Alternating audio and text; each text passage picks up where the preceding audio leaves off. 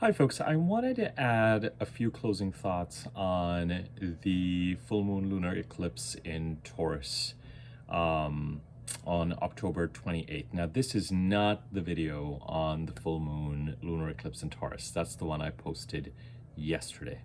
But there were a few thoughts or buttons that I wanted to add to it, so you can look at this as an addendum. So if this is the first one you're seeing, know that there's a more detailed video before this on the full moon lunar eclipse in Taurus, and I'll put a link to that video at the end of this one. I titled that video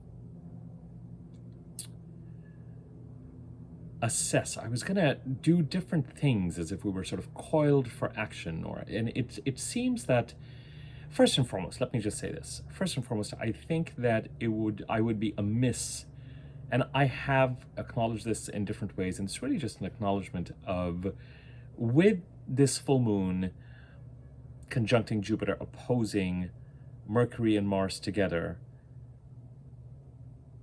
I talked about things like, depending on where Scorpio is and who's involved and the prospect of bleeding or injury and stuff like that, but it would be foolish not to acknowledge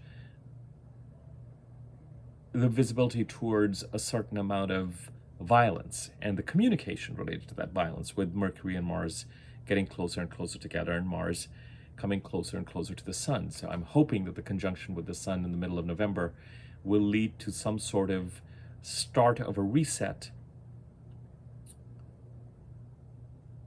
globally. Middle of September, did I say middle of November? November 18th is when the Sun and Mars conjunct. And this particular Mars cycle has a chance to burn off in a certain sense, or at least anyway, I would be amiss to acknowledge, and with the recent shooting, etc. So it's a somber way to start this addendum video, but it's actually kind of a respectful way to acknowledge the intensity of this eclipse and of its sort of the full moon lunar opposition to a planet like Mars, and Mercury and Mars being conjunct. So we leave that there. It is what it is. It will develop in the way Spirit sees fit, and we hope that there is a cessation of a certain type of violence over time. The other thing that I wanted to mention, there was another astrologer who mentioned something that I thought was quite striking. And I was trying to circle around this with the Mars-Sun conjunction in what I said about the video, but I thought that this astrologer articulated this so well and pointed this out so well that I thought I would share it with you. The eclipse is occurring somewhere around 5 or 6 degrees of Taurus, 6 degrees of Taurus. And Jupiter is currently retrograde. Jupiter will continue to retrograde till December 31st. But the degree at which Jupiter retrogrades and then goes direct is very close to the degree of this eclipse. This is the last eclipse on the Taurus-Scorpio axis. So one of the questions I think it is very important for us to ask ourselves is, what have we seen develop in the Taurus part of our chart since September 2021? Really, what have we seen develop? What have we seen grow? Where have we leaned into the Taurus part of our chart, the house occupied by Taurus, and whatever it is that it stands for? How have we developed our skills? Where have we fallen short? And as a result, what lessons have we learned? What sort of growth have we seen? Another astrologer once said to me that the North Node promises more than it delivers, which I think is fair, considering the North Node is the calling. It's the yearning in our heart. It's this kind of unquenchable desire. So it will always promise more than it delivers. We may not always fully appreciate what it does deliver. And the North Node is this point of never completely being satisfied, because the moment you reach something, the moment you do something in a particular arena, it calls for more. It calls for more growth. It calls for more experiences. It calls for more adventures. It's constantly hungry for more in a certain direction, and we develop and we get to it. But one of the two dangers of the North Node is that it to quote Shakespeare, makes hungry where most it satisfies. And so whatever it does deliver, and this is the nature of the calling, we think it's some sort of imaginary state of bliss and happiness and completion and satisfaction that we're going to achieve. But the fact of the matter is that happiness and contentment are really not, you can be pursuing your North Node completely, and you can be achieving everything you want to achieve, but that does not mean that it won't come with its own set of challenges and troubles. And happiness and contentment are, to a large extent, I think, more of an inside job. And when the happiness and contentment is tied to external factors, which are constantly going to be changing, that is the nature of existence here on Earth, then it will only lead to dissatisfaction eventually. You might be happy for a time.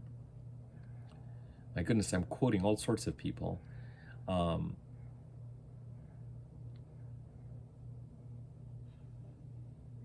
Reminds me of Long Day's Journey into Night, when Mary Tyrone says that she was happy for a time. And the North Node can have that quality. We need to follow it because our development is there, our sense of purpose is there, our yearning, but that yearning also means that there's a constant dissatisfaction. So, but irrespective of whatever has been promised and whatever has been delivered, if you've been developing and putting attention and availing of opportunities in the sign of Taurus, where the North Node eclipses have been occurring since, and we've been feeling that energy since September 2021, one of the things to sit back and take stock of is, what has our growth been? And where is it leading us as the North Node eclipses transition to the Aries part of our chart? And what house that occupies and what house that stands for. The next thing that I would examine is what has had to be released in the Scorpio part of the chart. And as we get to the full moon lunar eclipse on the 28th, the day I plan to post this video,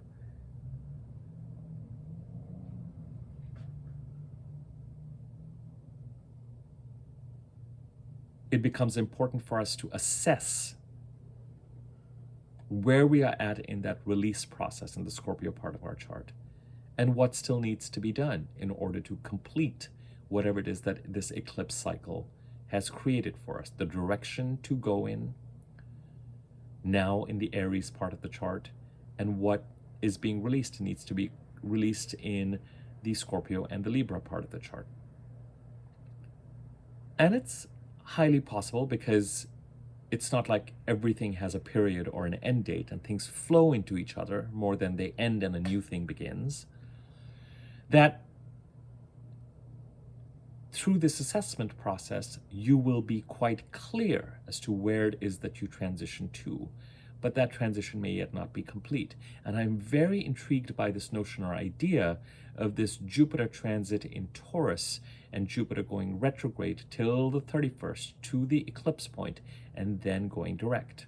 For those of us who have Jupiter direct in our birth charts, this idea of having a sense of where we need to go and the growth and the new cycle, new Jupiter cycle in the Taurus part of the chart, the end of the 12-13 year cycle and the start of a new 12-13 year cycle, an ascension ideally, with regard to Jupiter giving us a lucky break and aligning us in the Taurus part of our chart. Between May and September, we had the first wave of direct Jupiter movement, September 4th to December 31st, Jupiter retrograde. We start to make changes in our lives to see this ending, beginning through, and then from the 31st of December to May of next year, we see the final push.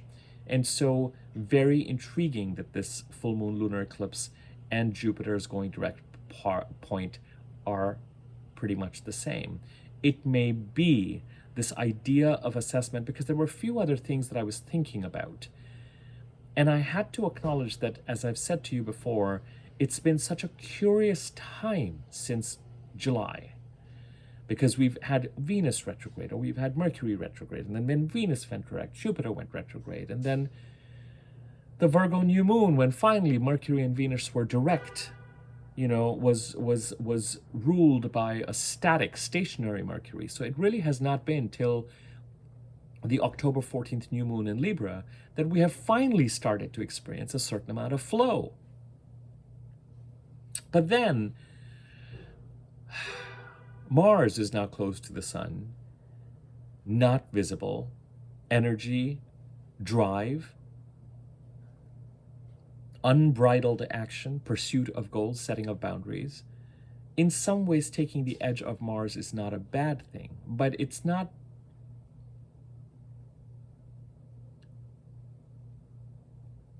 As I said in my last video, whether it was a Scorpio video, but even more developed it in the full moon lunar eclipse and Taurus video, Mars being so close to the sun does mean to me that in November, over the next month, we will take action and we'll be invited to take action, but the path forward is still not going to be completely clear.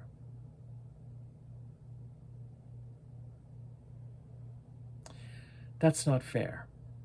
That's not right. The destination, the desired destination, should,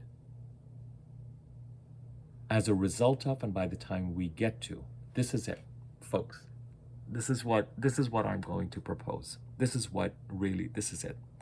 The desired direction we want to head to, as a result of these 2 years of eclipses in the Taurus-Scorpio axis, are going to be clear to us as a result of this assessment that we do by the time we deal with this full moon lunar eclipse in Taurus on October 28th. It may not be completely clear. The path may not be completely cleared to get to that place immediately. And we may take steps on this path. I think we will, if we assess and are clear about which direction we want to go towards. I think we will take steps on this path. We just won't be able to run or gallop forward. That running and galloping, to some extent, the further we move forward in November, past November 18th, the more we get into December, only to run into the next Mercury retrograde, God help us. The more we run towards December is, we'll see the path open up more and more. So this theme of assessing, taking stock of, reflecting as Mercury and Mars. And when I told you about the opposition, the fact that the Sun, Mercury, and Mars are so close together, and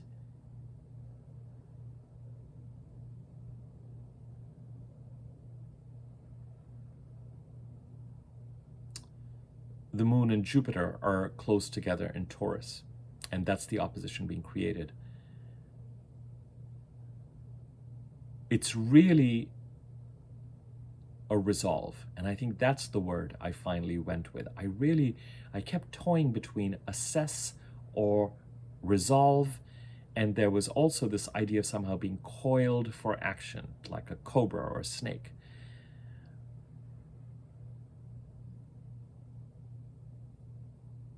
As we deal with the full moon lunar eclipse in Taurus on the 20th of October, we assess what we have achieved and gained and developed in the Taurus part of the chart. We understand and acknowledge what needs to be released in the Scorpio part of the chart.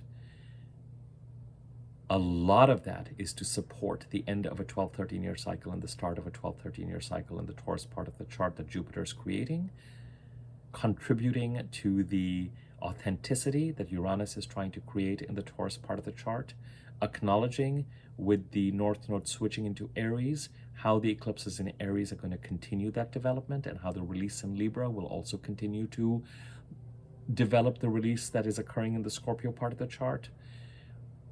We resolve internally to move in the direction that is right for us, is decreed by these transits and decreed by Spirit. We understand and acknowledge that while the destination is clear, the path forward is not completely clear in such a way that we can gallop towards it or run towards it.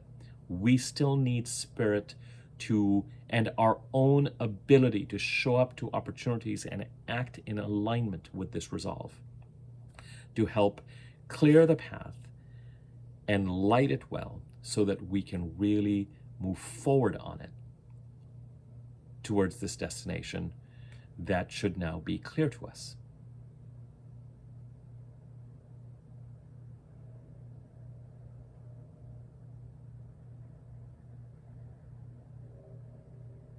And as we head towards the end of the year, and as Mars conjuncts the Sun, gets its next download with regard to how to act in alignment with our innermost truth, the Sun.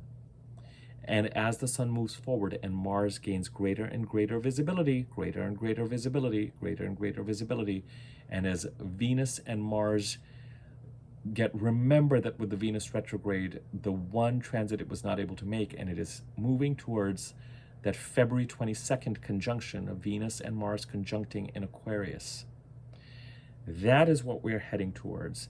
But by the end of, as we move further forward at the end of November into December, some of our actions are going to become clearer and more directed and will gain velocity.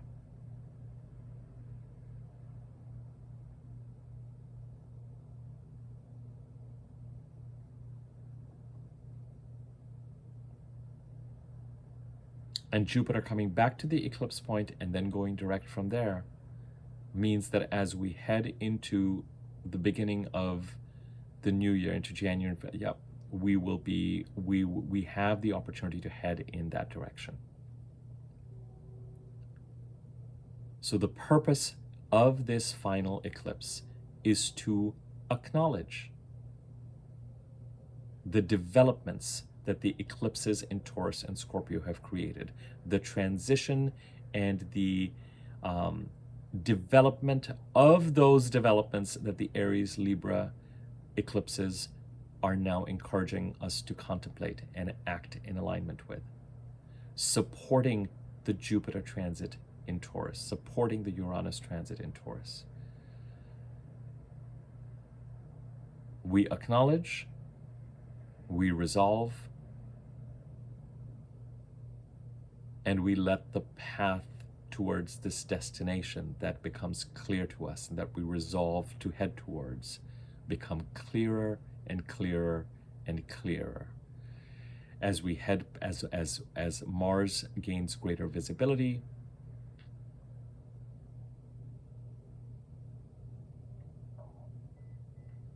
as we clear the next Mercury retrograde from the middle of December to the beginning of January, and as we head towards that February 22nd date when Venus and Mars conjunct. I want to see one more thing. And then I will, a relatively short video. It's meant to be an addendum and closing thoughts. I hope you're finding this helpful because I felt like, anyway.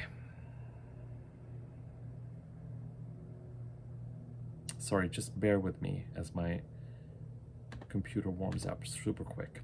And I just want to check one more thing.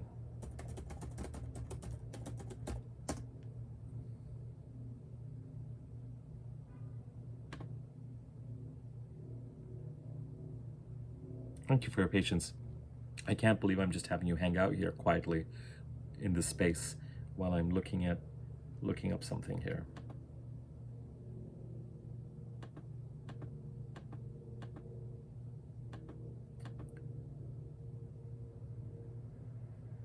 I was trying to get a sense of when the Sun and Venus are going to conjunct.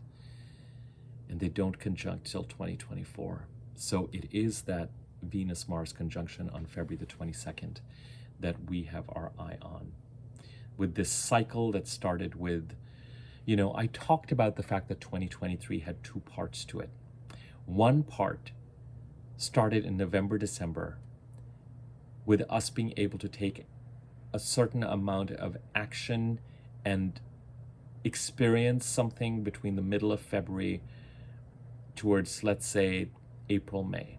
And then the next bigger phase of this transformation that first phase created would have started around the middle of July, and it will take us till February the 22nd to complete that. So by all means, reflect on the Taurus Scorpio part of the chart, everything that I've said in this video. Resolve if you feel clear about where internally you know you need to go as a result of these transits. Show up to everything to the best of your ability. Organize yourself to head there. I will be the first to acknowledge that the astrology is such, as I said, the destination is clear, the path is also there, but it's not one you can gallop on. There's still a lot of considered, but be open to the opportunities that can take you there. Try and create some opportunities that take you in that direction, and just to watch how incrementally this year, you gain further momentum in December. First couple of weeks in December, till about December 10th. Then we hit that Mercury retrograde December 15th to the end of the first week of January. And then after that, as we head towards February 22nd,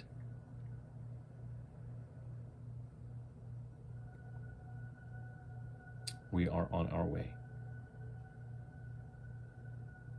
All right, if you found it useful, feel free to share the video. Remember that the real full moon video was posted yesterday. I'll put a link to it at the end of this once I'm done processing this.